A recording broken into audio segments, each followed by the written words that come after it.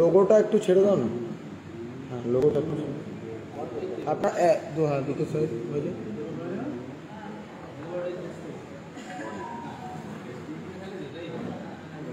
আচ্ছা একটুখানি পেছনে যাবে। আচ্ছা একটু পেছনে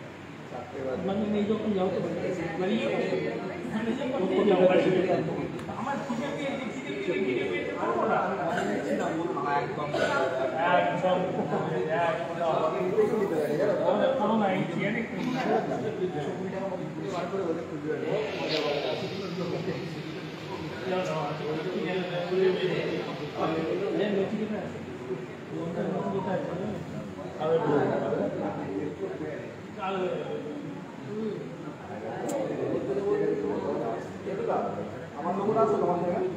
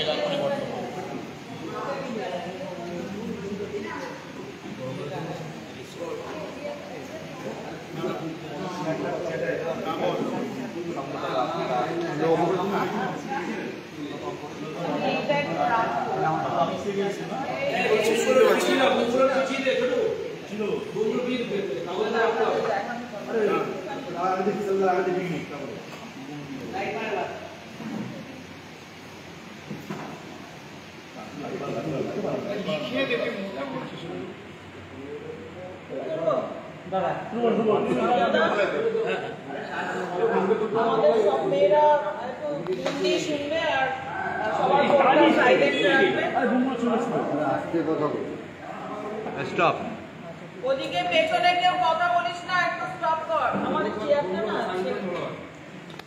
হ্যাঁ হ্যাঁ ফোনগুলো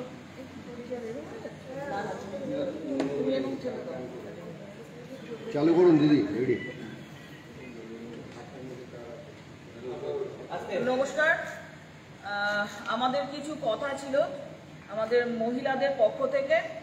আমরা জানতে পারলাম যে হঠাৎ ভারতীয় জনতা পার্টির যে ব্যারাকপুরের যিনি ক্যান্ডিডেট, তিনি একটা বিশাল ভুল এবং অন্যায় নিয়ে চলছেন।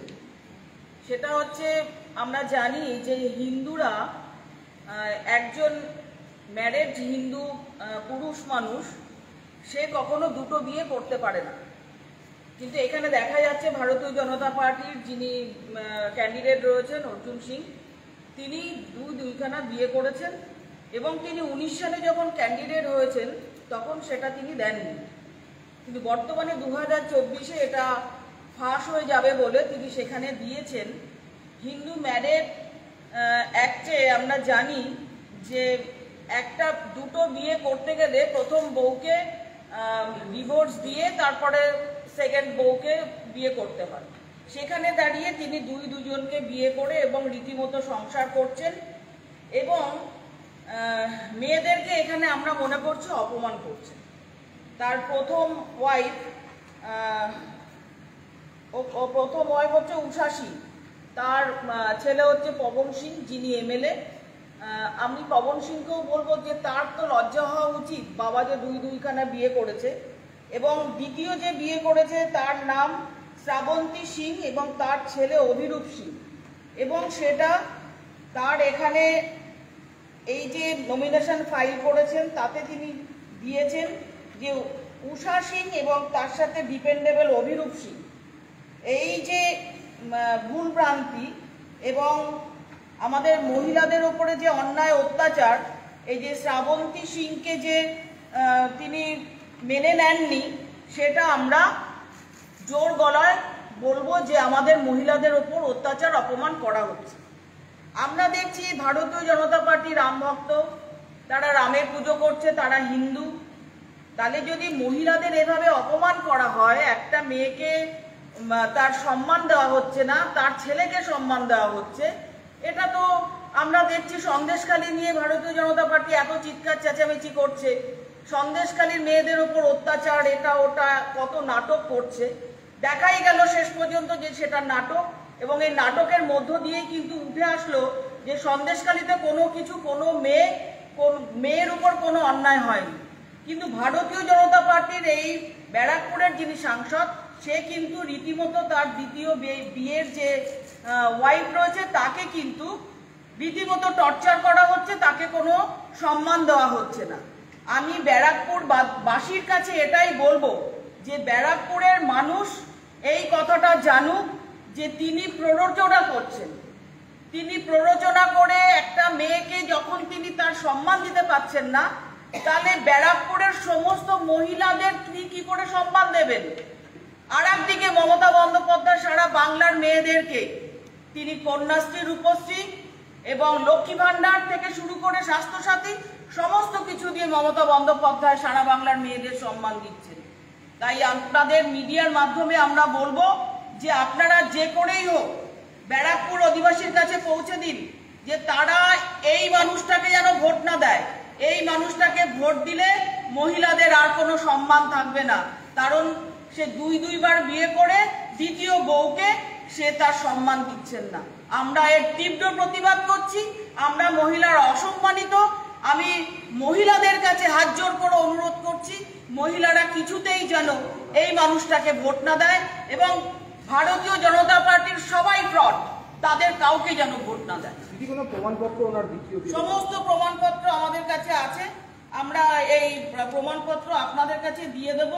এখানেও আছে, এই যে এখানে উনি লিখেছেন, এই লেখাটাতে উষা সিং তার প্রথম বউ, তার দ্বিতীয় ছেলের নাম লিখেছেন অভিরূপ সিং।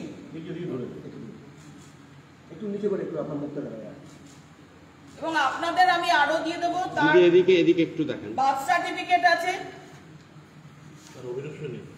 অভিরূপ সিং এর বার্থ সার্টিফিকেট। জমা দিয়েছেন? হ্যাঁ, আমরা পেলাম তো সেটাই। এই যে অভিরূপ সিং এর 82 পাতার যে এফিডেভিট সেখানেই আছে, এই যে বার্থ সার্টিফিকেট অভিরূপ সিং এর, তাতে কেয়ার অফ কে আছে? তাতে কেয়ার অফ অর্জুন সিং আছে এবং শ্রাবন্তী সিং আছে ওয়াইফ।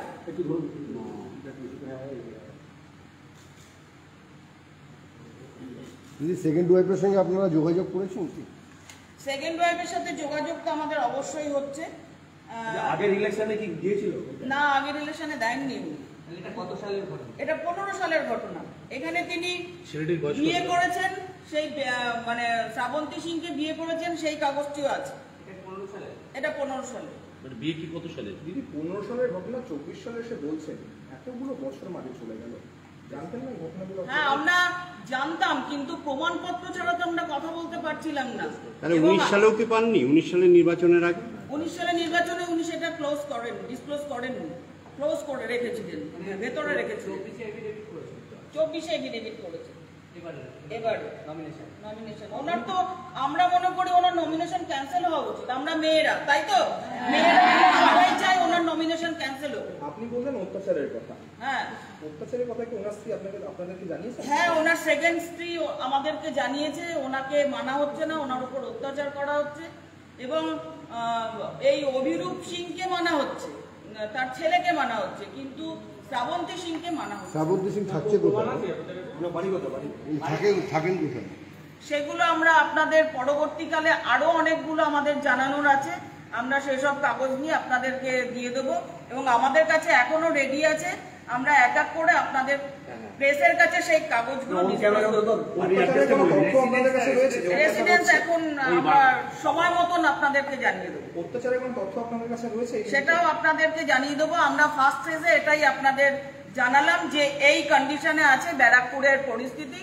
ব্যারাকপুরের মানুষকে, ব্যারাকপুরের মহিলাদের সম্মান আজকে আতঙ্কিত। মহিলারা ভাবছে ভারতীয় জনতা পার্টি এরম একজন ক্যান্ডিডেট দিয়েছে, যে ক্যান্ডিডেট মহিলা নিজের দুখানা বিয়ে করে একটা স্ত্রীকে সম্মান দিচ্ছে না, তাকে অত্যাচার করছে, আর এদিকে তিনি পুরো ব্যারাকপুরের মহিলাদের সম্মান দেবেন কি করে? তাই সেটার আমরা জানিয়ে দেবো আপনাদের। সেটা নেক্সটে আপনাদের কাছে আমরা জানাবো। আজকে যেটা প্রথম ফেজে আপনারা জানতে পারলেন, এরপর আস্তে আস্তে আপনাদের কাছে আমরা সবটাই জানিয়ে দেবো। আমাদের সমস্ত কাগজ আছে, কাগজগুলো একটু আমি দিয়ে দিচ্ছি। দুদিন পরে তো ইলেকশন, আমরা জানবো কবে, কি করে এটাকে আমরা ফোরকাস্ট করে কি বলবো? খবরটা তো ইনকমপ্লিট হয়ে যাচ্ছে। থানায় কি তিনি অভিযোগ দায়ের করেছেন? নারী নির্যাতনের একটা অ্যাড্রেস রেসিডেন্সিয়াল আছে, আপনারা দেখে নিতে পারেন। একটু আপনি যদি বলেন পরে কোন জায়গাটা রয়েছে, আপনি অ্যাড্রেসটা বলে দিন। আমি কাউকে পড়ি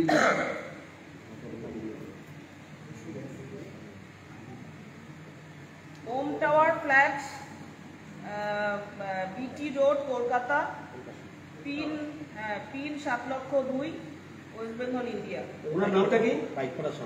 পাইকপাড়ার কাছাকাছি। ওনার নামটা কি আছে? শ্রাবন্তী সিং। অ্যাড্রেসটা আরেকবার একটু বলে দিন। ওম টাওয়ার ফ্ল্যাট 2D, বিটি রোড, কলকাতা। আপনাদের কবে জানিয়েছিল? ওনার প্রতি কবে থেকে অত্যাচার করছেন ব্যারাকপুরের প্রাক্তন সাংসদ? বহুদিন ধরেই হচ্ছে এটা। আপনাদের কবে জানিয়েছে? আমাদের জানিয়েছে, ডকুমেন্ট না পাওয়ার সত্ত্বেও, না পাচ্ছিলাম না বলে আমরা দিতে পারছিলাম না, ডকুমেন্ট পেয়েছি বলেই আমরা এটা বলতে পারছি। আমরা দীর্ঘদিন ধরেই জানতে পেরেছি ব্যাপারটা। না, এরপরে থানা অভিযোগ করার প্রশ্ন পরে উঠছে, আমরা করবো। একদিন বাদে ইলেকশন হলেও আপনারা হয়তো আজকে বিকেলে বা কালকে সকালের মধ্যেই জেনে যেতে পারবেন। আজকে তো 17 তারিখ, 18, 19, 20 তারিখ ইলেকশন, এখনো 3 দিন মাঝখানে আছে। উনি এতদিন চুপ থাকলেন কেন? কে চুপ থাকবে? সেটা তো ওনার ব্যাপার। আপনারা তো খবর পেয়েছেন। আমরা পেয়েছি, কিন্তু সেটা তো পুরোটাই ওনার ব্যাপার। আপনারা কি যোগাযোগ করেছিলেন ওনার সাথে? হ্যাঁ, আমাদের যোগাযোগ হয়েছে। কথা হয়েছে? উনি কি বললেন? ওনার বক্তব্য আপনাদের আমাদের যেটুকু বলার আমরা সেটুকু বলে দিলাম। ঠিক সময় মতো আপনারা আরো পরের ঘটনাগুলো জানতে পারবেন।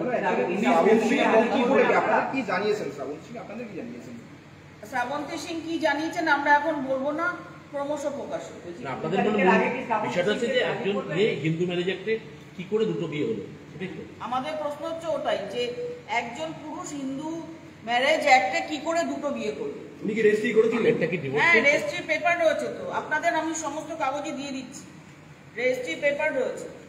2015 উনি যখন বিয়ে করছেন তখন উনি তৃণমূল কংগ্রেসের বিধায়ক ছিলেন, আপনারা সেই সময় জানতে পারেননি যে দ্বিতীয় বিয়ে করতে চলেছে? এই যে ওনার রেজিস্ট্রি কপি।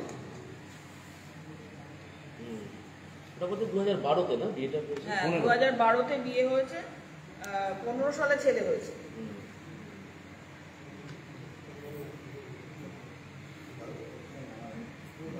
দিদি একটু অ্যাড্রেসটা দেবেন, ছবিটা করে দিলে অ্যাড্রেসটা ছবি। আমি কাগজ দিয়ে দিচ্ছি দিদি, দাদা হ্যাঁ। কাগজটা দিয়ে দিচ্ছি। আমরা মেয়েরা সবাই মিলে তীব্র প্রতিবাদ জানাচ্ছি। আমরা মেয়েরা প্রতিবাদ জানাচ্ছি তো, আমরা প্রতিবাদ জানাচ্ছি। মেয়েদের ওপর অন্যায় অত্যাচার, হিন্দু আইনে দুটো বিয়ে চলছে না, চলবে না। মোদি দিদি বলেছেন 3 তালাক করেছেন মুসলিমদের, তাহলে হিন্দু আইনে কি করে একটা মানুষ দুটো বিয়ে করতে পারে?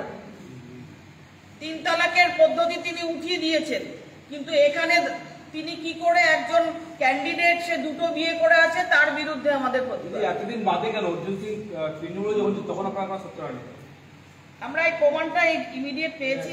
সেই সময় যখন আপনাদের তো অনুমোদন দেওয়া হয়েছিল, তৃণমূলের পক্ষে ছিলেন, সেই সময় তো জানা গেছে।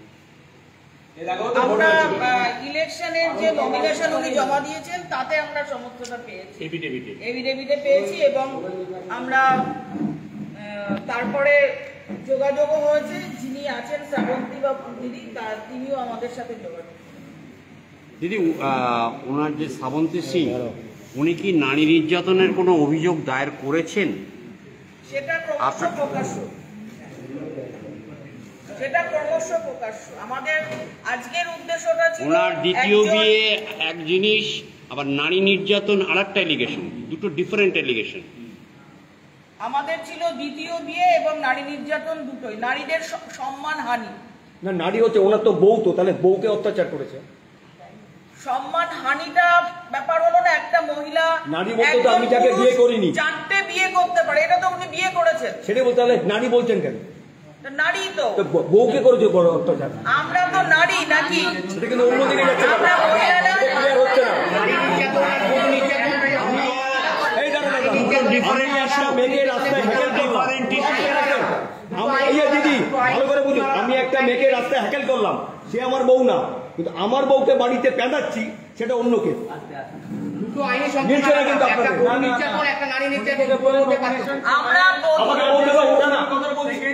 ছেলেকে উনি অ্যাডপ্ট করে কিন্তু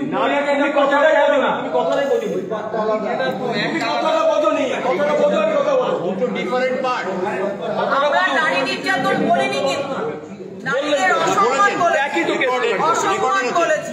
নারী নির্যাতন রেকর্ডে নির্যাতন, নারী নির্যাতন আলাদা, আমরা নারীদের অসম্মান বলেছি। না না, আপনি রেকর্ডে আছে।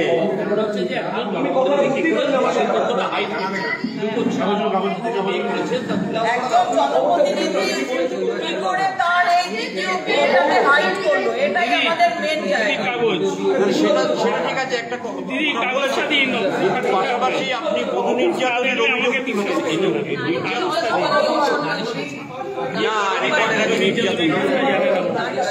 এই কাগজগুলো কোথায়? অফিসে পাঠিয়ে আমার নিজের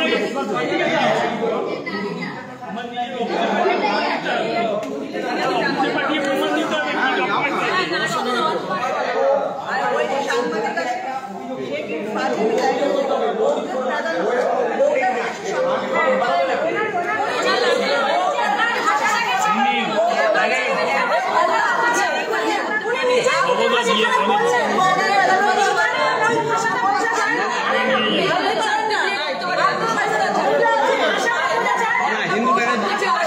না না, হিন্দু ম্যারেজ একটা সেটা সম্ভব না, সম্ভব না।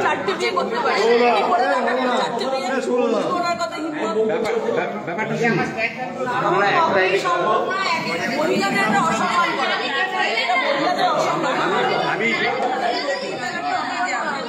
আমি আপনাদের দিকে বলছি, একটা আপনারা এলিগেশন এনেছেন ওনার